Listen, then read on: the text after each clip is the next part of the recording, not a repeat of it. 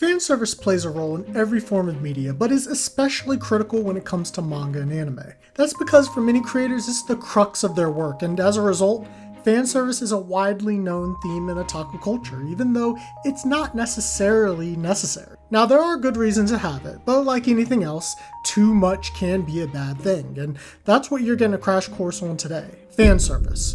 What is it? What makes it good? Bad, and so darn ugly. This is Otaku 101, and class is in session. Fanservice does exactly what it says, service the fans, but you should know that it rarely serves any functional purpose like plot or character development. Whether creators want to appeal to viewers, add lulls or excitement to an otherwise boring series, or further explore themes of sexuality, fanservice always plays a role in your favorite anime. Arguably, the most recognizable form of fanservice involved designing characters with visually attractive physical features, like women wearing revealing clothing or accidentally losing set attire. As you would expect, these anime get plenty of attention, and the answer is plain and simple.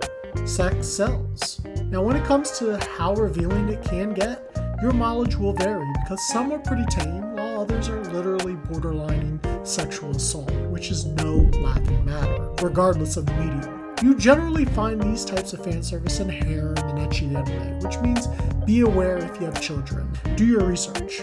This trope is definitely one of the reasons why people unfamiliar with anime have negative perceived notions about it. And I'm sure you've heard this from someone you know if you've tried to get them into it. The next kind of fanservice is one that wows an audience with over-the-top, non-stop action where characters fight with these flashy abilities. This is personally my favorite kind, and probably yours too, because it triggers that part in your brain where you're like, yo. Popular shonens like Demon Slayer use beautifully flowing fight sequences in a calming way, while Baki uses intense, powerful punches that express the strength and vigor of the situation. While these methods couldn't be any more different, they both equally excite viewers with the visual aesthetics. Even Fooly Cooley's wacky sound effects complement the crazy, symbolistic imagery that makes for one high-octane series. While more on the darker side, the graphic deaths, gratuitous violence, and disturbing behavior of Berserk can even appeal to people just the same, and don't even have to love the macabre. Third type of fanservice are the Easter eggs, which are basically subtle references to something that the audience recognizes, like a previous work or pop culture moment. Don't underestimate the effects of Easter eggs because they cause a sense of reward for viewers who follow a series extensively. I'm sure you had a moment when you caught a particular joke and felt oh so jubilated, and because of that feeling, you keep watching the anime to find more references.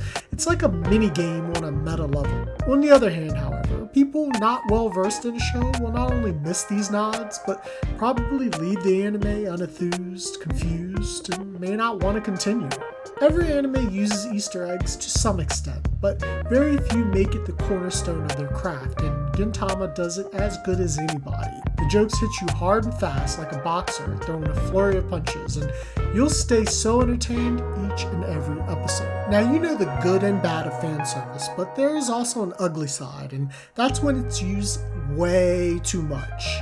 The saying too much of a good thing is bad for you is true, but I would add a caveat to that when it comes to fanservice in anime, and that's when it is not done right. When used as a senseless crutch, the quality of a story drags down for me, and I can't think of a better example than Food Wars. From the judging shokugeki dishes to whatever arena Nakiri decides to wear that day, this anime eroticizes something at every opportune moment, which is just annoying. There are plenty of over-the-top anime that stay on a single frequency, like bo-bo-bo-bo-bo-bo-bo-bo.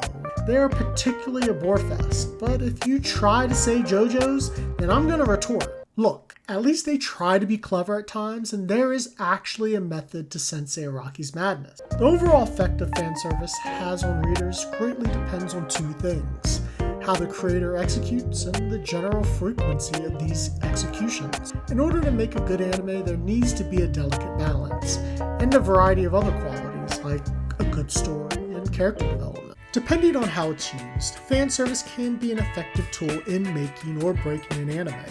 You can find fanservice in some form or another in every type of show, but beware that some are much more troublesome than they're worth. Doing a little research never hurts before checking out an anime for the first time, whether it's from a friend or a quick non-spoiler review. Don't ever estimate how bad fanservice can get, because it definitely can make you regret your life's choices. Thanks for watching, and if you enjoyed this video, then please like, comment, and subscribe if you haven't already by clicking that platypus to keep up with my latest and greatest. You know you wanna. Class is dismissed, and stay nerdious.